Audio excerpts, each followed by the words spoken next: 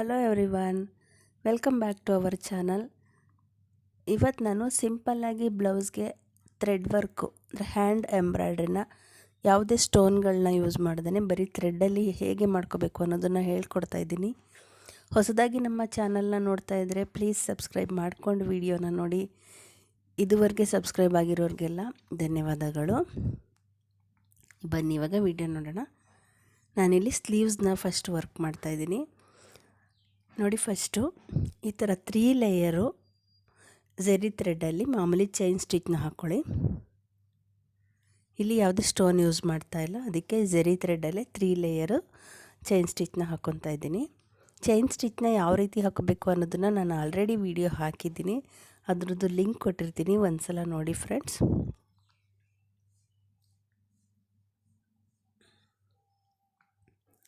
ಈ ಥರ ಫ್ರೇಮಲ್ಲಿ ಎಂಬ್ರಾಯ್ಡ್ರಿನ ಮಾಡಿದ್ರೆ ನಾವು ಯಾವ ಕಡೆ ಬೇಕು ಆ ಕಡೆಗೆ ತಿರುಗಿಸಿ ಇಟ್ಕೊಂಡು ಮಾಡ್ಕೋಬೋದು. ಆದರೆ ದೊಡ್ಡದು ಟೇಬಲ್ಗಳಲ್ಲಿ ಮಾಡೋದಾದರೆ ನಾವು ಎಲ್ಲಿ ಕೂತಿರ್ತೀವಿ ಅದೇ ಜಾಗದಿಂದ ಮಾಡಬೇಕಾಗುತ್ತೆ.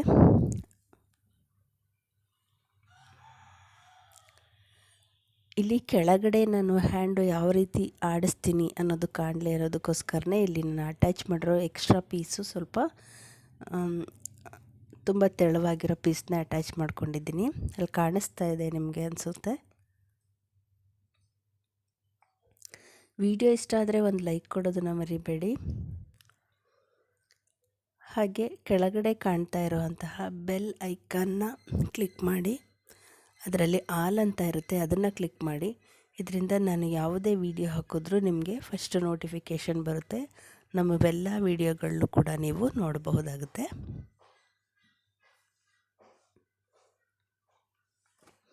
ಆದಷ್ಟು ಫ್ರೇಮ್ಗೆ ಬಟ್ಟೆನ ಹಾಕುವಾಗ ತುಂಬ ಟೈಟಾಗಿ ಹಾಕ್ಕೊಳ್ಳಿ, ತೆಳು ಮಾಡೋಕ್ಕೆ ಹೋಗಬೇಡಿ, ಅಂದರೆ ಲೂಸ್ ಬಿಡೋಕ್ಕೆ ಹೋಗಬೇಡಿ, ಟೈಟಾಗಿರಬೇಕು. ನೋಡಿ, ಇವಾಗ 3 ಲೇಯರ್ ಹಾಕಿದೆ, ಅದನ್ನು ಲಾಕ್ ಮಾಡ್ತಾಯಿದ್ದೀನಿ. ಚೈನ್ ಸ್ಟಿಚ್ ಆದಮೇಲೆ ನಾವು ಟೇಪ್ನ ತಗೊಂಡು ಈ ಥರ ಅರ್ಧ ಇಂಚಿಗೆ ಒಂದೊಂದು ಮಾರ್ಕ್ನ ಮಾಡ್ಕೊಳ್ಳಿ. ಅಂದರೆ ಹೊಸದಾಗಿ ಕಲಿತಾ ಇರೋರಿಗೆ ಅದರದ್ದು ಗ್ಯಾಪ್ ಗೊತ್ತಾಗಲ್ಲ, ಅದಕ್ಕೆ ಅರ್ಧ ಇಂಚಿಗೆ ಈ ಥರ ಒಂದು ಮಾರ್ಕ್ ಮಾಡಿಕೊಂಡು ನಾವು ಉದ್ದ ಲೆಂತು ಎಷ್ಟು ಇಂಚಿಗೆ ಅದ್ರದ್ದು ವರ್ಕ್ ಮಾಡಬೇಕು ಅಂತ ಅದು ಅಷ್ಟೇ. ಇವಾಗ ನಾನು 1 ಇಂಚಿಗೆ ಮೇಲ್ಗಡೆಗೆ 3/4 ಇಂಚು, 1 ಇಂಚು ಅಥವಾ 3/4 ಇಂಚಿಗೆ ಮೇಲ್ಗಡೆಗೂ ಸ್ಕೇಲಲ್ಲಿ ಈ ಥರ ಒಂದು ಮಾರ್ಕ್ ಹಾಕ್ಕೊತಾ ಇದ್ದೀನಿ. ನೀವು ಎಷ್ಟು ಇಂಚ್ ಲೆಂತ್ಗೆ ಮಾಡಬೇಕು ಅಂದ್ಕೊಂಡಿದ್ದೀರಾ ಅಷ್ಟು ಇಂಚ್ ಲೆಂತ್ಗೆ ಈ ಥರ ಮಾರ್ಕ್ ಮಾಡ್ಕೊಳ್ಳಿ. ಯಾವ ಶೇಪ್ಗೆ ಮಾಡಬೇಕು ಆ ಶೇಪ್ನ ಇಲ್ಲಿ ಡ್ರಾ ಮಾಡ್ಕೋಬೇಕಾಗುತ್ತೆ. ಡ್ರಾ ಮಾಡಿಕೊಂಡು ನಾನಿಲ್ಲಿ 10 ಎಳೆ ದಾರನ ತೊಗೊಂಡಿದ್ದೀನಿ. 10 ಎಳೆ ದಾರನ ತೊಗೊಂಡು ನೋಡಿ ಈ ಥರ ಸ್ಟಾರ್ಟ್ ಮಾಡ್ತಾಯಿದ್ದೀನಿ. ಸೂಜಿನ ಕೆಳಗಡೆಯಿಂದ ತಗೊಂಡು ಸೂಜಿ ಮೇಲೆ ಒಂದು ಸಲ ದಾರನ ಈ ಥರ ಸುತ್ತಕೊಂಡು ನೋಡಿ, ಈ ಥರ ಸುತ್ತಕೊಂಡು ನೀಟಾಗಿ ಅಲ್ಲಿ ಆ ಥರ ಬಿಡಬೇಕಾಗುತ್ತೆ. ತುಂಬ ಈಸಿ, ಆದರೆ ಎಲ್ಲೂ ಗಂಟು ಮಾಡ್ಕೊಳ್ದಂಗೆ ಸೂಜಿ ಮೇಲೆ ಒಂದು ಸಲ ಈ ಥರ ದಾರ ತಗೊಂಡು ಈ ಥರ ನಿಧಾನವಾಗಿ ಮಾಡ್ಕೊಳ್ಳಿ. ಈ ಡಿಸೈನ್ ಕಂಪ್ಲೀಟ್ ಆದಮೇಲೆ ತುಂಬ ಚೆನ್ನಾಗಿ ಕಾಣಿಸುತ್ತೆ ಫ್ರೆಂಡ್ಸ್.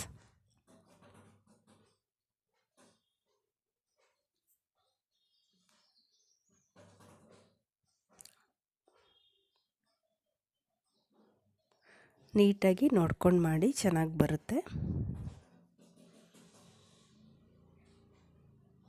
ವಿಡಿಯೋ ಇಷ್ಟ ಆದರೆ ಲೈಕ್ ಮಾಡಿ, ಹಾಗೆ ನಿಮ್ಮ ಫ್ರೆಂಡ್ಸ್ಗಳಿಗೂ ಕೂಡ ಶೇರ್ ಮಾಡಿ.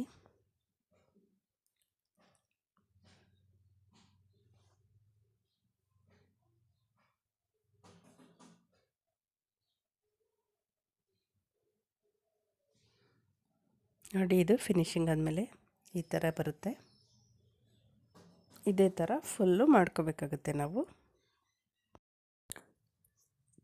ಫ್ರೆಂಡ್ಸ್. ಎಲ್ಲ ಪೂರ್ತಿ ವರ್ಕ್ ಮುಗಿಯೋ ತನಕ ನಾವು ಸೇಮ್ ಸ್ಟಾರ್ಟಿಂಗ್ ಎಷ್ಟು ಲೇಯರ್ ದಾರ ತೊಗೊಂಡಿದ್ದೋ ಅಷ್ಟರಲ್ಲೇ ತೊಗೊಂಡು ಮಾಡಬೇಕಾಗುತ್ತೆ. ನೀವು ದಾರ ಸ್ವಲ್ಪ ಕಡಿಮೆ ತೊಗೊಂಡ್ರೂ ಒಂದಕ್ಕೊಂದು ಡಿಫ್ರೆನ್ಸ್ ಬಂದುಬಿಡುತ್ತೆ. ಇವಾಗ ನಾನಿಲ್ಲಿ ಮಾಡ್ತಾಯಿದ್ದೀನಿ ನೋಡಿ, ಇದು ಕ್ರೀಮ್ ಕಲರು, ಇದು ಸ್ವಲ್ಪ ಒಂದು 3 ಲೇಯರ್ ದಾರ ಕಮ್ಮಿಯಾಗಿದೆ. ಸೊ ಅದಕ್ಕೂ ಇದಕ್ಕೂ ಎಷ್ಟು ಡಿಫ್ರೆನ್ಸ್ ಬರುತ್ತೆ ಅನ್ನೋದನ್ನು ನೀವು ಇದು ಫಿನಿಶಿಂಗ್ ಆದಮೇಲೆ ನೋಡಿ. ನಾನಿದು ರಿಮೂವ್ ಮಾಡಿ ಮತ್ತೆ ಮಾಡ್ತೀನಿ. ಆದರೆ ನಿಮಗೆ ಡಿಫ್ರೆನ್ಸ್ ಗೊತ್ತಾಗಲಿ ಅನ್ನೋದಕ್ಕೋಸ್ಕರ ಮಾಡಿ ತೋರಿಸ್ತಾ ಇದ್ದೀನಿ.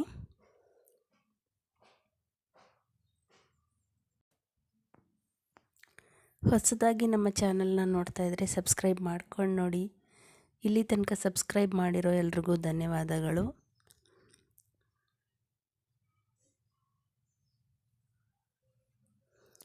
ಹಾಗೆ ಕೆಳಗಡೆ ಕಾಡ್ತಾ ಇರೋ ಬೆಲ್ ಐಕನ್ನ ಕ್ಲಿಕ್ ಮಾಡಿ. ಅದರಲ್ಲಿ ಆಲ್ ಅಂತ ಇರುತ್ತೆ, ಅದನ್ನು ಕ್ಲಿಕ್ ಮಾಡಿ.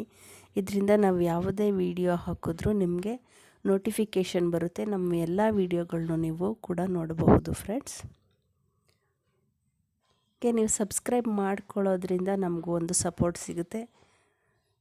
ಇನ್ನು ಹೆಚ್ಚು ಹೆಚ್ಚು ವೀಡಿಯೋಗಳನ್ನ ಮಾಡೋದಕ್ಕೆ ನಮಗೂ ಒಂದು ಪ್ರೋತ್ಸಾಹ ಸಿಗುತ್ತೆ. ನೋಡಿದ್ರಲ್ಲ, ಅದಕ್ಕೂ ಇದಕ್ಕೂ ಎಷ್ಟು ಡಿಫ್ರೆನ್ಸ್ ಕಾಣ್ತಾ ಇದೆ ಅಂತ. ಸೊ ನಾನು ಇದನ್ನು ರಿಮೂವ್ ಮಾಡ್ತೀನಿ. ನೋಡಿ, ಇದು ಫಿನಿಶಿಂಗ್ ಆದಮೇಲೆ ಈ ಥರ ಬರುತ್ತೆ.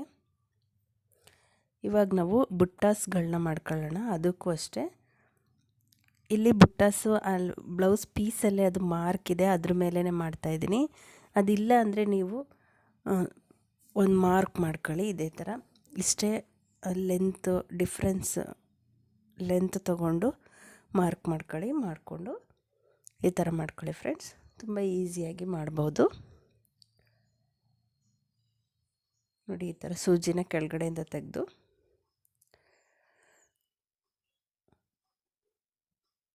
ಅದ್ರದ್ದು ಆಪೋಸಿಟ್ ಸೈಡು ಈ ಥರ ಒಳಗಡೆ ಹಾಕಿ, ಮತ್ತು ಇನ್ನೊಂದು ಸೈಡ್ ಮೇಲೆ ತೆಗೆದು ಅದರ ಆಪೋಸಿಟ್ ಸೈಡ್ ಹಾಕಿ, ಇದೇ ಥರ 4 ಸಲ ಮಾಡಿ. ಒಂದು ಬುಟ್ಟಾಸ್ಗೆ 4 ಸಲ ಮಾಡೋದ್ರಿಂದ ಅದು ದಪ್ಪನೂ ಬರುತ್ತೆ, ತುಂಬ ಲುಕ್ಕಾಗೂ ಕಾಣಿಸುತ್ತೆ. ಸ್ವಲ್ಪ ಲೆಂತ್ ಜಾಸ್ತಿ ತೊಗೊಬಿಟ್ಟಿದ್ದೀನಿ, ಅದಕ್ಕೆ ಸ್ವಲ್ಪ ಗಂಟು ಥರ ಆಗ್ತಾಯಿದೆ. ನೀವು ಸ್ಟಾರ್ಟಿಂಗ್ ಮಾಡ್ತಾ ಇರೋರು ಸ್ವಲ್ಪ ಕಡಿಮೆ ದಾರನೇ ತಗೊಂಡು ಮಾಡಿ, ಚೆನ್ನಾಗಿ ಬರುತ್ತೆ. ವಿಡಿಯೋನ ನಾನೇ ಮಾಡ್ತಾ ಇರೋದ್ರಿಂದ ಆ ಥರ ಶೇಕ್ ಆಗ್ತಾಯಿದೆ. ವಿಡಿಯೋ ಇಷ್ಟ ಆದರೆ ಒಂದು ಲೈಕ್ ಕೊಡೋದನ್ನು ಮರಿಬೇಡಿ.